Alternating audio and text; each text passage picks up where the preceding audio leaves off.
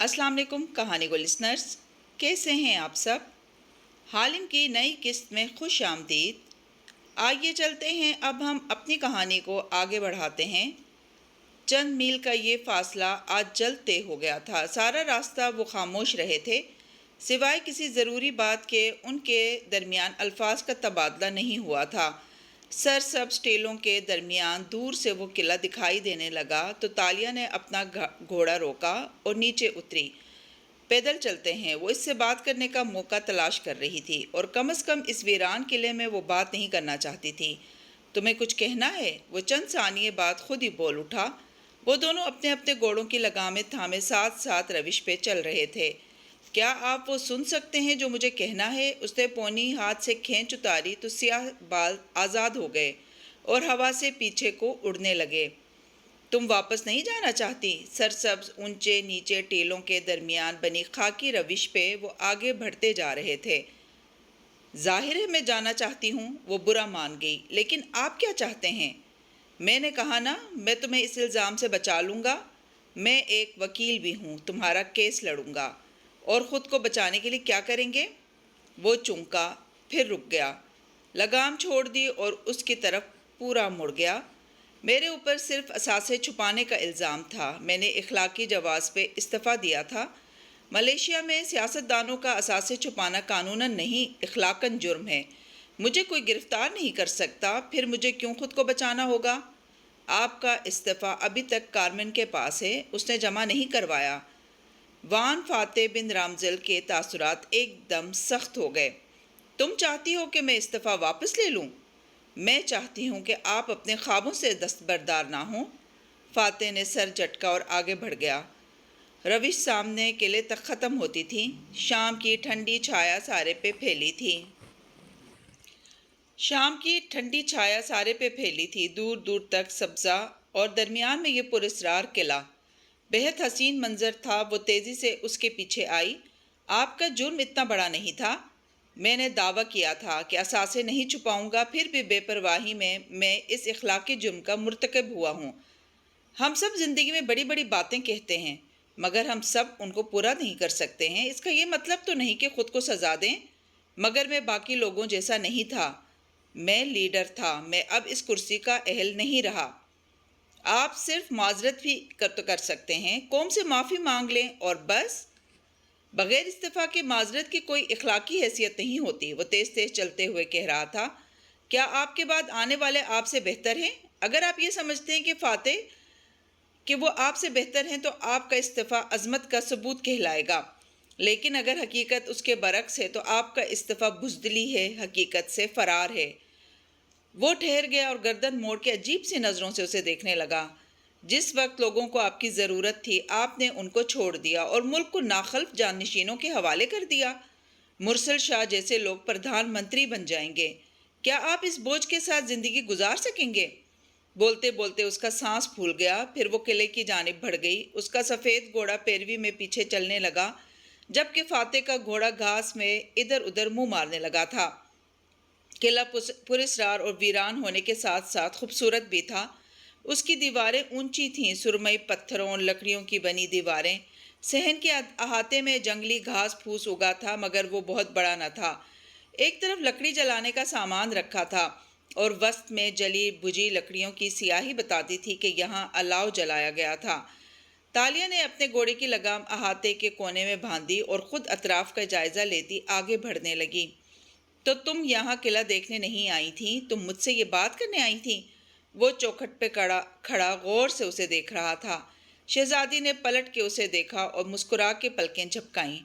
बात करने के लिए इतनी पुरसुकून जगह और कहाँ मिलेगी फाते साहब? उसकी आंखों में शरारत की चमक थी। शायद यही वो मुअम्मा था। वो चूक के बोला, ये बात करने के लिए बेहतरीन जगह है, खुफिया बातों के लिए। इसकी नज़रें घास पे एक जगह जली हुई लकड़ियों पे पड़ी।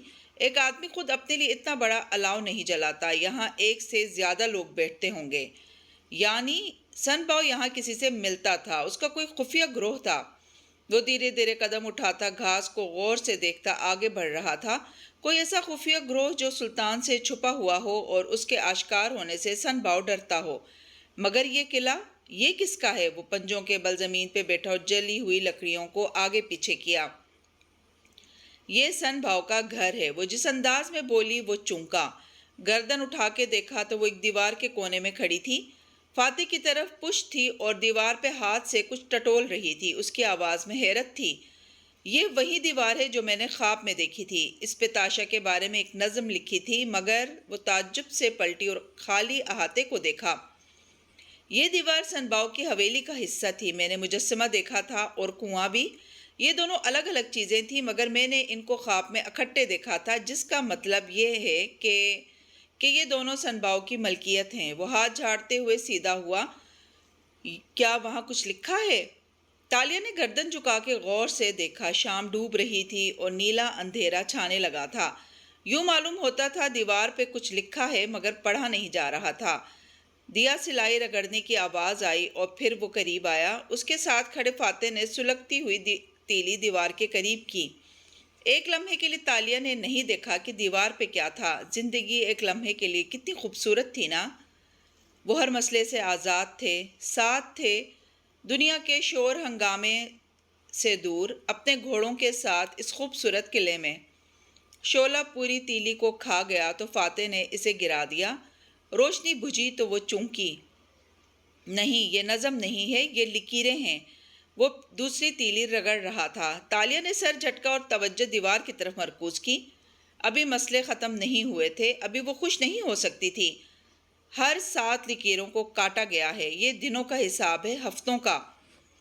ہاں، قدیم زمانے میں لوگ اسی طرح دن گنتے تھے۔ یہ دیکھو، آخری، اس نے گنا، آخری 60 دنوں کے اوپر کاٹا نہیں گیا۔ یعنی سنبا اور اس کے ساتھی جو بھی پلان کر رہے ہیں، اس کے وقوع پذیر ہونے میں 60 دن رہتے ہیں، شاید اس سے کم، کیونکہ ہمارے چھاپے کے بعد سن باؤ ادھر نہیں آیا اور جتنے دن گزرے وہ اس نے نہیں کاٹے۔ اب سوال یہ ہے کہ سن باؤ کے ساتھی کون ہیں اور وہ کیا پلان کر رہے ہیں۔ وہ مڑ گیا اور لکڑیوں کی طرف آیا، پھر جھک کے انہیں اٹھانے لگا۔ آپ کیا کر رہے ہیں؟ آگ جلا رہا ہوں۔ تو کیا تمہیں اندھیرے میں بیٹھنا ہے؟ اس کی غائب دماغی پہ اسے ٹوکا تو اس نے خفت سے سر جھٹکا۔ اب آپ سن باؤ کے خلاف کیا کریں گے؟ قلعے کے احاطے میں الاؤ جل رہا تھا اور وہ دونوں پتھروں پہ اس کے گرد بیٹھے تھے۔ رات پوری طرح پھیل چکی تھی۔ وہ تھوڑی دیر کے لیے مشعلیں لیے اندر گئے تھے اور کھنڈر کمروں کا جائزہ لیا تھا۔ وہ انچھوئے لگتے تھے، گویا سن باؤ کے ساتھی صرف احاطہ استعمال کرتے تھے۔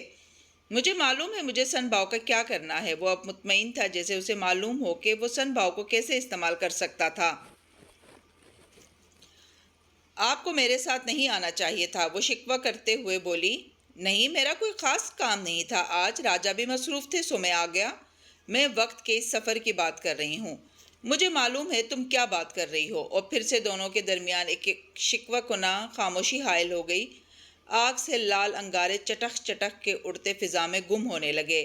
آپ مجھ سے چاہتے ہیں کہ میں واپس جا کے حالات کا مقابلہ کروں، اور خود آپ اپنے لوگوں سے فرار حاصل کر رہے ہیں۔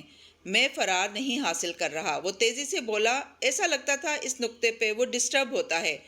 تالیہ نے اپنی مسکراہٹ چھپا لی، اسے وان فاتح کی دکھتی رگ مل گئی تھی۔ یہ فرار ہی ہے، آپ اپنے لوگوں کو نااہل اور ناخلف جانشینوں کے سپرد کر کے فرار ہو چکے ہیں وان فاتح۔ وہ اس رگ کو مزید دبا رہی تھی۔ آپ نہیں ہوں گے تو اشر وزیر اعظم بن جائے گا، وہ ملک کو تباہ کر دے گا، اس کا ذمہ دار لوگ آپ کو سمجھیں گے۔ میں خود کو اس عہدے کا اہل نہیں سمجھتا، تو خود کو اہل بنائیں، مقابلے سے بھاگیں تو نہیں۔ میں نے بھرے مجمع میں دعویٰ کیا تھا کہ میں نے کبھی کوئی اثاثہ نہیں چھپایا۔ میری سزا ہے کہ ہم سب نے بہت سزا کاٹی ہے فاتح، بہت بڑی سزا۔ اب ان سزاؤں کو بند ہو جانا چاہیے۔ وہ ناگواری سے بولی۔ میں اپنے جرائم سے بھاگتے بھاگتے تھک چکی ہوں۔ میں واپس جاؤں گی، اس الزام کو فیس کروں گی اور آزادی حاصل کروں گی۔ آپ واپس جائیں، اس اخلاقی جرم کے بوجھ سے چھٹکارا پائیں اور اپنے مقصد کی طرف لوٹ جائیں۔ آج کے بعد ہم میں سے کوئی اپنے خوابوں پہ سمجھوتا نہیں کرے گا۔ کوئی سلگتی لکڑی زور سے چٹخی، لال انگارے اڑ اڑ کے فضا میں گم ہونے لگے۔ وہ خاموش ہو گیا اور سر نیچے گرا دیا۔ پھر کافی دیر بعد اس نے چہرہ اٹھایا اور پوچھا، کیا میرے عوام بھی تمہاری طرح سوچیں گے کہ میں فرار ہو رہا ہوں؟ اس کے چہرے سے لگتا تھا وہ ہرٹ ہوا ہے۔ اس کا سوال سادہ تھا، کسی حد تک معصوم بھی، اور اس لمحے تالیہ کو احساس ہوا کہ سب سے اونچی کرسی والا بھی سب کچھ نہیں جانتا ہوتا۔ اسے بھی بہت سی باتیں دوسروں سے پوچھنی پڑتی ہیں، یا شاید کوئی بھی سب کچھ نہیں جانتا ہوتا۔ جی وہ یہی سوچیں گے۔ اس نے سر ہلایا، پھر ٹھہر کے بولی، کیا میرے الفاظ آپ کو تکلیف دے رہے ہیں؟ الاؤ کے پار بیٹھا فاتح مسکرایا۔ ایک آدمی تھا تمہاری طرح کا، وہ ایک تتلی کے بچے کو تکلیف میں نہیں دیکھ سکتا تھا، وہ کہنے لگا، اور وہ دلچسپی سے وان فاتح کی ایک نئی کہانی سننے لگی۔ تتلی کا ننھا بچہ اپنے کوکون حفاظتی ریشمی قول میں بند تھا۔ اس نے دیکھا کہ وہ باہر نہیں آ پا رہا، اسے بہت کوشش کرنی پڑ رہی ہے، تو اس آدمی نے احتیاط سے اس کوکون کو کاٹ کے کھول دیا اور تتلی کا بچہ باہر آ گیا۔ اسے لگا اس نے اسے تکلیف سے بچایا ہے، مگر اس نے افسوس بھری سانس کھینچی۔ اس بچے کے پنکھ چھوٹے تھے اور مکمل طور پہ بن نہیں سکے تھے، سو وہ جلدی مر گیا۔ جانتی ہو کیوں؟ کیونکہ اگر وہ کوکون سے نکلنے کے لیے خود سٹرگل کرتا تو اس کے پروں تک خوراک پہنچتی، وہ انہیں زور لگا کے پھیلاتا تو وہ مضبوط بنتے، وہ اپنے زور پہ باہر آتا تو صحت مند ہوتا۔ وہ اداس مسکراہٹ سے کہہ رہا تھا، ہماری پریشانیاں بھی ہمارا کوکون ہوتی ہیں، ان سے نکلنے کے لیے تکلیف ہمیں ہی اٹھانی پڑتی ہے۔ میں تمہاری باتوں کی تکلیف سے نہیں ڈرتا، تم نے اچھا کیا مجھ سے سچ بولا۔ جھوٹ بول کے کسی کو تکلیف سے بچا کے خود ہی اس کا کوکون کھول دینا ٹھیک نہیں ہوتا، اس لیے اپنے دوستوں کو ان کے حصے کی تکلیف کاٹنے دینی چاہیے۔ وہ پھیکا سا مسکرائی۔ وان فاتح کے سارے فلسفے ایک طرف، وہ جانتی تھی وہ اپنی باتوں سے اسے دکھ دے گئی ہے، وہ اپنی طرف سے اخلاقی بنیاد پہ قربانی دے رہا تھا، لیکن دنیا والے ایسی قربانیوں کی قدر نہیں کرتے تھے۔ تمہیں کیا لگتا ہے میرا وہ فیصلہ غلط تھا؟ اس کی وجہ سے میری یادداشت واپس آئی تھی؟ وہ آگ کو دیکھتے ہوئے یاد کر کے بولا، سارے کھیل وقت کے ہیں فاتح، اس وقت وہ درست فیصلہ تھا، آپ نے اس کو لینے کی جرت کی، یہ بہت بڑی بات تھی، لیکن وقت نے آپ کو سوچنے کا موقع دیا۔ ہماری دنیا میں وقت آپ کے اگلے اور بہتر فیصلے کے لیے ٹھہرا ہوا ہے۔ وہ صرف مسکرا دیا، نہ جانے راضی ہوا تھا یا نہیں، فی الحال کے لیے اتنا بہت تھا۔ اگر ہمارا پلان کامیاب ہو جائے تو ہم بہت جلد واپس جا سکیں گے۔ فاتح نے بات بدل دی، کیا باپا ہمیں اتنی آسانی سے جانے دیں گے؟ میں ہر چیز ٹھیک کر لوں گا۔ وہ رکا۔ بنگارا ملایو کے مطابق شہزادی تاشا کے کردار کا انجام کیا ہوا تھا، یاد ہے؟ اس نے مڑ کے اس دیوار کو دیکھا جس پہ کوئی نظم نہ لکھی تھی۔ سلطان نے جب شہزادی سے راستہ الگ کیا تو شہزادی کی ملاقات برونائی کے ایک جلاد وطن شہزادے سے ہوئی تھی۔ برونائی کا ولی عہد؟ رائٹ، فاتح نے یاد کر کے سر ہلایا۔ جی، برونائی کے مرحوم بادشاہ کا بیٹا جو پناہ کی غرض سے ملاقہ آیا تھا، مراد راجہ کا مہمان بنا اور شہزادی کو دیکھتے ہی پلکیں سادگی سے چپکائیں اور مسکراہٹ دبائی، اس کے عشق میں گرفتار ہو گیا۔ شہزادی کو بھی وہ پسند آ گیا، سو دونوں نے شادی کر لی۔ What a tragedy! وان فاتح نے ناگواری سے کندھے اچکائے اور گردن موڑ لی۔ مگر تم نے کہا تھا اس دیوار کی نظم میں شہزادی کے غلام سے شادی کا تذکرہ تھا۔ وہ نظم بنگارا ملایو میں نہیں ہے، وہ میں نے صرف خواب میں دیکھی تھی۔ بنگارا ملایو کے مطابق شہزادی کی شادی برونائی کے ولی عہد سے ہوئی تھی۔ فاتح نے سنجیدہ مگر ناپسندیدہ نظروں سے اسے دیکھا، بولا کچھ نہیں۔ برونائی کے ولی عہد اور شہزادی تاشا شادی کے بعد برونائی کے لیے بحری سفر پہ روانہ ہو گئے۔ راستے میں ایک روز شہزادی ایک جادوئی سوئی سے کڑھائی کر رہی تھی جب ولی عہد اس کے پاس آیا۔ شہزادی نے منع کیا کہ اس کے ہاتھ میں جادوئی سوئی ہے، اس لیے وہ قریب نہ آئے، مگر ولی عہد نے اسے مذاق سمجھا۔ یوں ہنسی مذاق میں ولی عہد کی پسلی میں سوئی چبھ گئی اور وہ فوراً سے نیلا پڑ گیا۔ چند لمحوں میں اس کی موت واقع ہو گئی۔ شہزادی اس واقعے سے اتنی دل برداشتہ ہوئی کہ اس نے اپنی زندگی ختم کر لی۔ یوں اس بحری سفر سے وہ کبھی واپس نہیں آئی۔ شہزادی کو کیا ضرورت تھی جادوئی سوئی سے کڑھائی کرنے کی، اور غلطی سے کسی کی پسلی میں سوئی کیسے چبھ سکتی ہے؟ سو اسٹوپڈ! اس نے ناگواری سے سر جھٹکا۔ ویسے اگر کسی دن آپ کو باپا نے کسی نئے مہمان سے متعارف کروایا اور کہا کہ یہ برونائی کا ولی عہد ہے تو آپ کیا کریں گے؟ میں کہوں گا کہ یہ بہت جلد مرنے والا ہے، اب چلو، ہمیں دیر ہو رہی ہے۔ وہ اکتا کے کہتا اٹھا اور لباس جاڑا۔ تالیہ کے لبوں سے مسکراہٹ جدا ہی نہیں ہو رہی تھی، بھلے وہ آخر میں مر گیا ہو، لیکن بنگارا ملایو کہتی ہے کہ شہزادی اس کی محبت میں واقعی گرفتار ہوئی تھی۔ وہ اسے مزید برہم کرنے کے لیے کہہ رہی تھی، مگر اندر سے وہ جانتی تھی کہ ساری کہانی فرضی تھی اور یقیناً سلطان کے نئے مورخ نے لکھی تھی۔ What a tragedy! جس وقت وہ دونوں بندہ ہارا کے محل میں واپس آئے، اس نے حرم کے دروازے پہ تالیہ کو الوداع کہا اور خود محل کے اس حصے کی جانب بڑھ گیا جہاں اس کا کمرہ تھا۔ گھوڑا راستے میں سائز کے حوالے کر کے وہ بھی راہداری میں داخل ہی ہوا تھا کہ دیکھا مراد راجہ کا ایک سپاہی سامنے سے چلا آ رہا تھا۔ وان فاتح اسے دیکھ کے وہ اطلاع دینے والے انداز میں بولا، صبح محل میں مقررہ وقت سے پہلے پہنچنا ہے، کوئی خاص بات ہے کیا؟ ہاں، راجا نے کہا ہے کہ کچھ مہمان آئے ہیں، ان کا تعارف کروانا ہے آقا سے۔ پھر چہرہ قریب کیا اور سرگوشی میں بتایا، سنا ہے برونائی کا ولی عہد بھی آ رہا ہے۔ وان فاتح کے تاثرات سپاٹ ہو گئے، ماتھے پہ بل پڑ گئے۔ برونائی کا جلا وطن شہزادہ؟ ہاں، راجا نے کہا ہے کہ سارے شہر میں خبر پھیلا دی جائے کہ برونائی کا جلا وطن شہزادہ ہمارے محل میں قیام کرے گا اور دربار کا حصہ ہوگا۔ دیکھیں گے، وہ ناگواری سے کہتا آگے بڑھ گیا۔ ایک عجیب سی بے چینی نے اسے آن گھیرا تھا۔ اس نے اپنا نکاح نامہ مراد راجا کو دے دیا تھا۔ اس کے پاس اپنے اور تالیہ کے تعلق کا کوئی ثبوت نہ تھا۔ راجا اس خوش فہمی میں تھا کہ تالیہ ہمیشہ اس کے پاس رہے گی۔ کیا اسی لیے وہ اب غیر ملکی امیرزادوں کو ملاقہ مدعو کر رہا تھا؟ کال کوٹری میں جڑی بوٹیوں کی عجیب سی مہک پھیلی تھی، نہ خوشبو تھی نہ بدبو، بس ایسی بو جسے پہلے چند لمحوں کے لیے برداشت کرنا مشکل لگتا، پھر اس کی عادت ہو جاتی۔ ایڈم بن محمد کڑائی کے قریب بیٹھا اس میں ڈوئی ہلا رہا تھا۔ ہر چند ثانیے بعد ڈوئی ہلا کے رکھ دیتا اور گود میں رکھی کتاب کھول لیتا۔ وہ نڈھال سا لگتا تھا اور جسم پسینے میں بھیگا تھا۔ اندھیر کمرے کی ڈیوڑی کے قریب ایک مشعل جل رہی تھی، اس کی روشنی مطالعے کے لیے کافی تھی۔ کیا پڑھ رہے ہو؟ آواز پہ وہ ڈر کے پلٹا، پھر گہری سانس لی۔ قدیم ملے شاعری کی کتاب ہے، اور کیا آپ دستک دے کر نہیں آ سکتی؟ مگر وہ مزے سے وہ چوکی کھینچ کے اس کے قریب بیٹھی اور دبے دبے جوش سے بتانے لگی، میں نے فاتح سے بات کی ہے ان کے استعفیٰ کے بارے میں، کیا وہ اسے واپس لے لیں گے؟ تالیہ نے انگلی تھوڑی پہ رکھ کے سوچا، ہاں شاید۔ وہ چپ ہو گئے تھے، یعنی وہ اس بارے میں سوچنے لگے ہیں، یہ پروگریس ہے، یعنی ان کے لیے بہتر ہے، وہ اس کرسی کے اہل ہیں۔ اگر وہ وزیر اعظم بن گئے تو کیا میں اور وہ کبھی ایک ہو سکیں گے ایڈم؟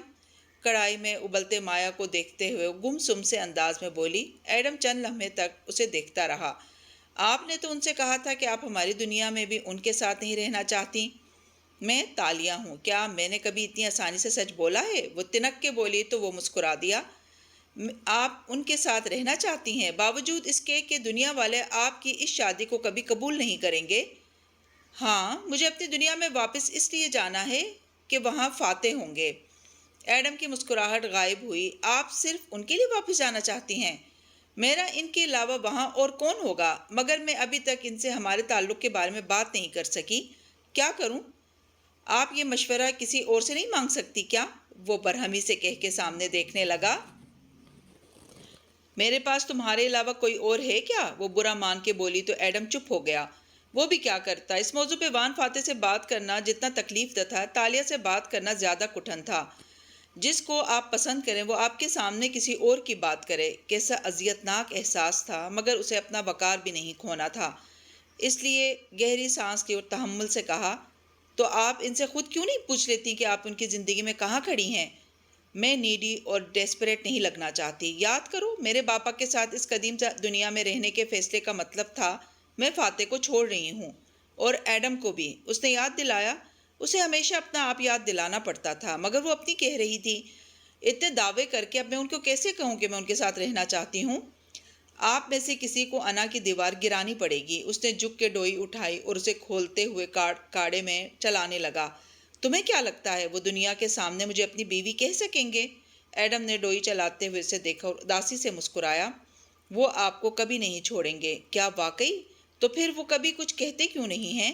پہلے تو ان کی یادداشت واپس نہیں آئی تھی، مگر جب انہیں یہ تعلق یاد آیا تو آپ انہیں وقت کے سفر پہ لے آئیں اور اپنا فیصلہ بھی سنا دیا کہ آپ انہیں چھوڑ رہی ہیں۔ اس کے باوجود بھی اگر وہ آپ کے ساتھ آئے ہیں تو اس کا اور کیا مطلب ہے؟ وہ چاہتے ہیں کہ آپ ان کے ساتھ رہیں چیتالیہ۔ آپ کو ان سے کھل کے بات کرنی چاہیے۔ کھل کے بات کر لینا ہمارے اکثر مسائل سے نکلنے کا راستہ ہوتا ہے۔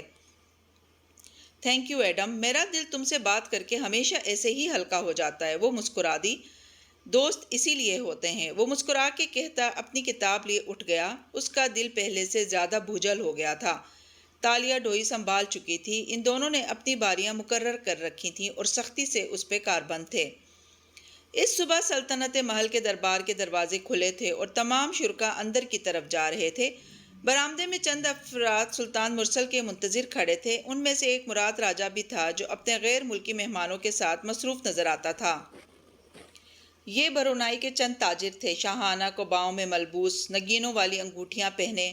وہ مسکرا کے مراد کی کسی بات پہ سر ہلا رہے تھے۔ وان فاتح ایک ستون کے ساتھ کھڑا چپتی نظروں سے ان کو دیکھ رہا تھا۔ ان میں سے ولی عہد کون تھا؟ یہ سب ادیڑ عمر یا عمر رسیدہ لگتے تھے۔ اس نے سنا تھا کہ برونائی کے بادشاہ نے اپنے ایک بیٹے کو جلاوطن کر دیا ہے۔ وہ اصل ولی عہد تھا اور گزشتہ چند ماہ سے گمنامی کی زندگی گزار رہا تھا۔ کیا مراد نے اسے ملاقہ بلوا لیا تھا؟ کہیں مراد اس سے شہزادی کی شادی کا ارادہ تو نہیں رکھتا؟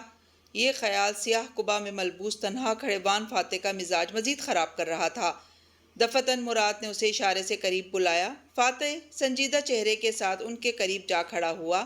مراد نے اس سے کوئی بات نہیں کی، بس مہمانوں سے بات کرتا رہا۔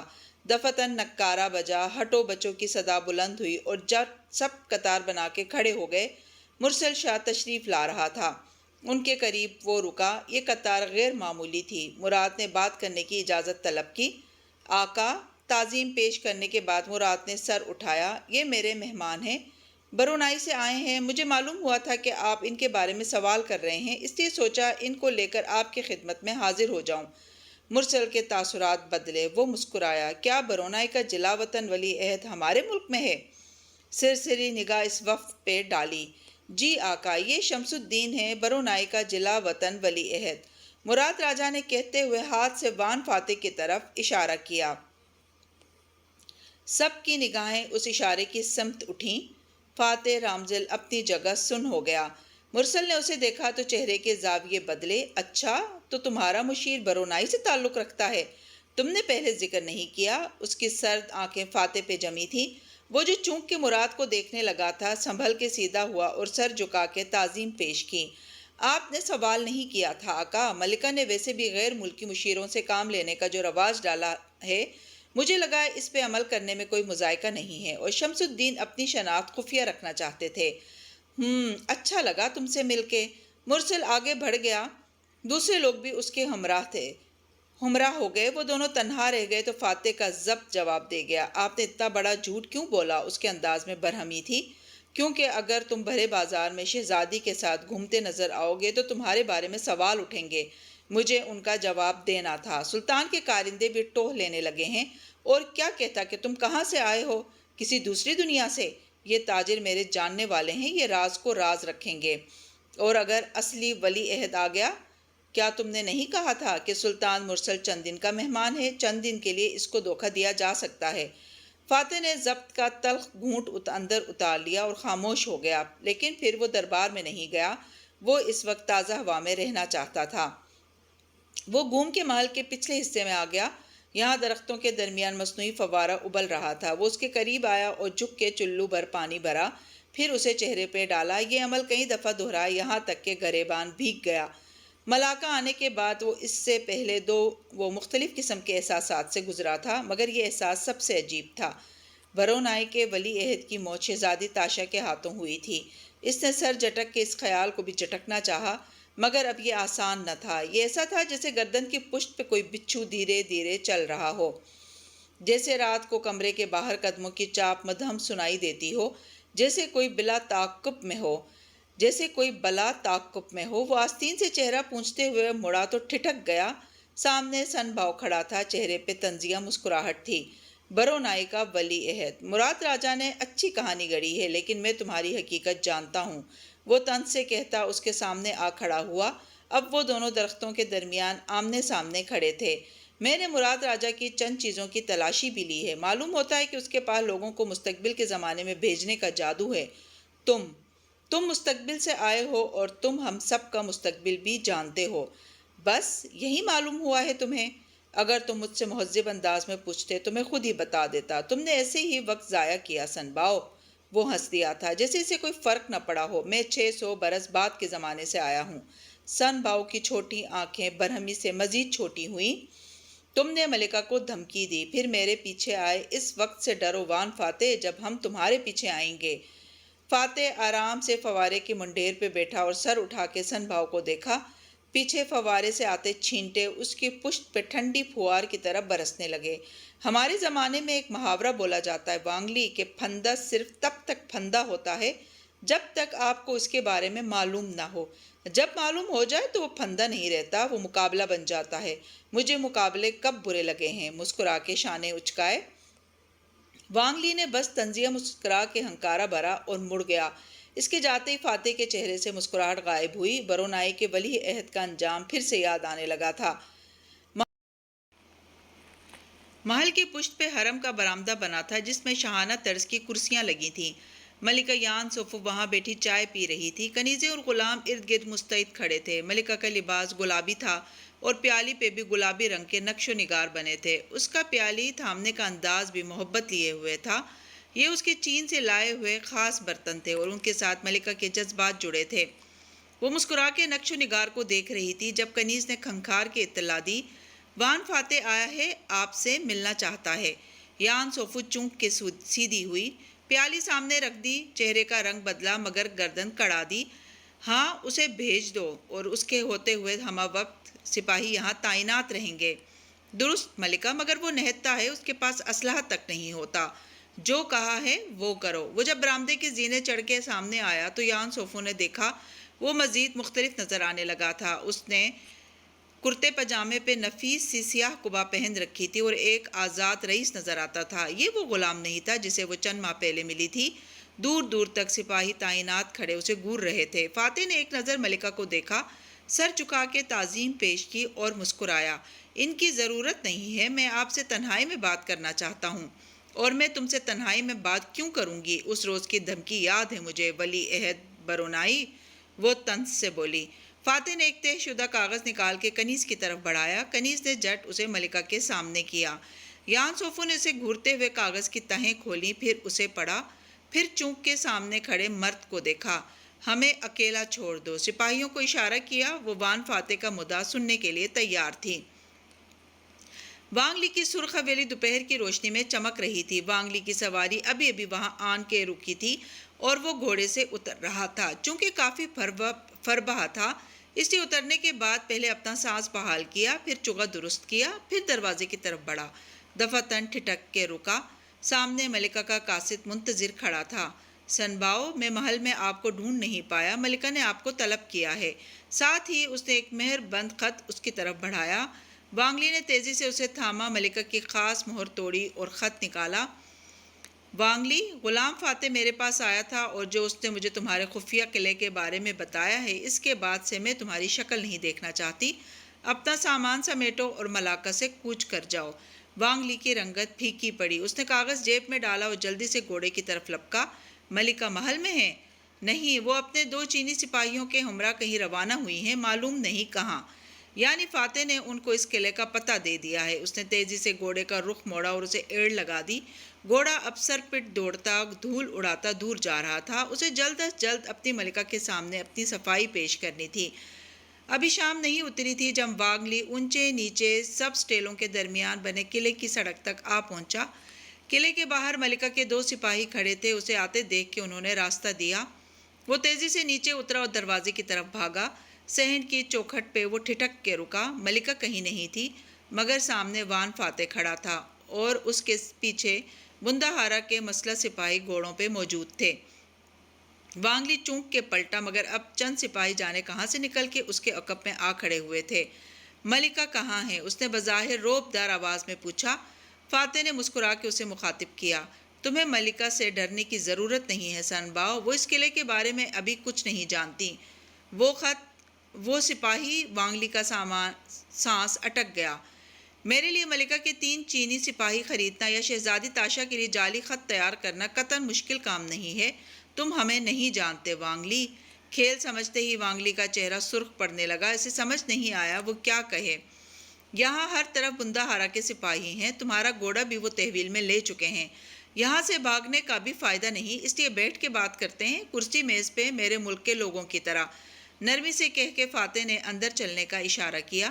وانگ لی نے آستین سے ماتھے پہ آیا پسینہ پونچھا۔ چند لمحے وہ متامل رہا، پھر قلعے کے اندرونی حصے کی جانب بڑھ گیا۔ فاتح اس کے پیچھے آیا۔ اندر ایک ویران کمرہ بنا تھا، وہاں ایک میز کے گرد 2 کرسیاں رکھی تھیں۔ کمرے میں کوئی مشعل نہ تھی، البتہ کھڑکی سے آتی دن کی روشنی کافی تھی۔ تم مجھے یہاں کیوں لائے ہو؟ وانگ لی بیٹھتے ساتھ ہی بے چینی سے بولا۔ کیونکہ مجھے معلوم ہے کہ تم یہاں کس طرح کے لوگوں سے ملتے ہو۔ وہ اس کے سامنے بیٹھا مسکرا کے اسے دیکھا۔ تم چینی باغیوں کے ایک گروہ کی سرپرستی کر رہے ہو جو شاہ چین کا تخت چھیننا چاہتے ہیں۔ تم یان سوفو کے باپ سے غداری کر رہے ہو۔ وانگ لی میز پہ مٹھیاں رکھے آگے ہوا اور اس کی آنکھوں میں جھانکا۔ تم حب وطنی کے بارے میں کیا جانتے ہو غلام فاتح؟ اوہ، تم خود کو محب وطن کہہ رہے ہو؟ میں غدار نہیں ہوں، جو کر رہا ہوں اپنے ملک کے لیے کر رہا ہوں، وہ ہٹ درمی سے بولا۔ اس نے نہ تردید کی نہ کوئی صفائی دی۔ تم ملکہ کو بتا کہ مجھے چوک میں پھانسی دلوانا چاہتے ہو تو ٹھیک ہے، میں تیار ہوں۔ تم نے مجھ سے یہ نہیں پوچھا کہ میرے پاس اس الزام کا کیا ثبوت ہے؟ تمہیں ثبوت کی کیا ضرورت ہے؟ تم بندہارا کے مشیر ہو، میں ٹھہرا غیر ملکی۔ میرے قول پہ تمہارے الزام کو ہمیشہ فوقیت دی جائے گی۔ وانگ لی نے شانے اچکا دیے۔ فاتح چند ہمیں اسے دیکھتا رہا۔ تمہارا ذکر تاریخ کی کتابوں میں پڑھا ہے میں نے۔ 600 سال بعد کے زمانے میں بھی تمہارا مجسمہ اور تمہارا گھر لوگوں نے محفوظ کر کے رکھا ہے۔ وانگ لی اپنی جگہ بالکل ساخت ہو گیا۔ تم کہہ رہے ہو کہ میرا ذکر صدیوں بعد بھی محفوظ رہے گا؟ ہاں، اور میں نے اپنے باپ سے کہہ کے تمہاری سرخ حویلی خریدی تھی۔ جانتے ہو کیوں؟ کیونکہ اس میں ایک مجسمہ تھا، سن باؤ وانگ لی کا مجسمہ۔ میں وانگ لی کا بچپن سے پرستار تھا۔ میں نے تاریخی کتابوں میں اس کا ذکر اچھے الفاظ میں پڑھا تھا۔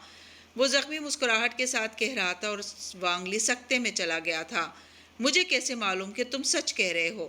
فاتح نے شانے اچکا دیے۔ کیا میں نے آج تک تم سے کوئی جھوٹ بولا ہے؟ کیا میں نے تمہاری جان نہیں بچائی تھی؟ ہم ایک دوسرے کے مخالف ہو چکے ہیں، لیکن میں اب بھی جھوٹ نہیں بولتا۔ تمہیں تاریخ شاہ چین کے وفادار غلام کی حیثیت سے ہمیشہ یاد رکھے گی۔ کافی دیر تک اس ویران قلعے میں سناٹا چھایا رہا۔ تم مجھ سے کیا چاہتے ہو غلام فاتح؟ میرے پاس دو راستے ہیں۔ میں یا تو ملکہ کو تمہاری اصلیت بتا دوں، کیونکہ جس بغاوت کو تم اٹھا رہے ہو یہ بہت جلد شاہ چین کا تختہ الٹ دے گی۔ یہ معلوم ہونے پہ ملکہ تمہیں مروا دے گی۔ اور دوسرا راستہ۔ فاتح نے گہری سانس لی اور لمحے بھر کے لیے آنکھیں بند کی۔ وہ کم عمر لڑکا سرخ اینٹوں والے فرش پہ اکڑوں بیٹھا تھا اور گردن اٹھائے اس مجسمے کو دیکھ رہا تھا۔ اس کا باپ اس کے قریب جھکا کہہ رہا تھا، یہ وانگ لی ہے، ایک جری مرد۔ حالانکہ وہ ایک تائیزان مخنث غلام تھا، مگر بہت سے مردوں سے بہتر تھا۔ وہ شاہ چین کا سب سے وفادار غلام تھا۔ جب چین میں بغاوت اٹھی تو وانگ لی وہاں نہیں تھا، ہوتا تو اپنے بادشاہ کو بچا لیتا۔ وہ کہاں تھا باپا؟ اس کو ملاکا کے بندہارا نے کسی قلعے میں دیکھا اور اس کا کوئی راز پا لیا۔ وانگ لی عزت دار آدمی تھا۔ اس نے توہین کروانے کے بجائے اپنے عہدے سے استعفیٰ دیا اور چپ چاپ ایک سمندری سفر پہ روانہ ہو گیا جس سے وہ واپس نہیں آیا۔ کہتے ہیں اس کی موت اسی 7ویں بحری سفر کے دوران واقع ہو گئی تھی۔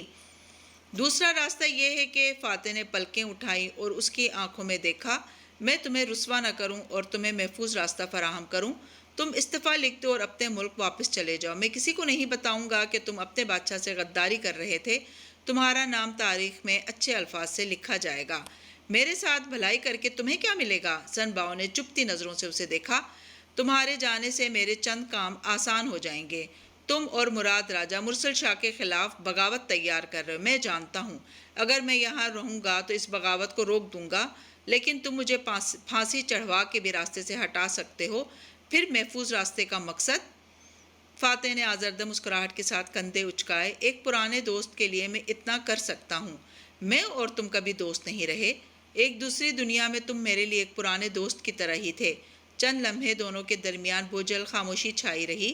کیا واقعی شاہ چین کے خلاف بغاوت کامیاب ہو جائے گی؟ وہ غور سے فاتح کی آنکھوں میں دیکھ رہا تھا۔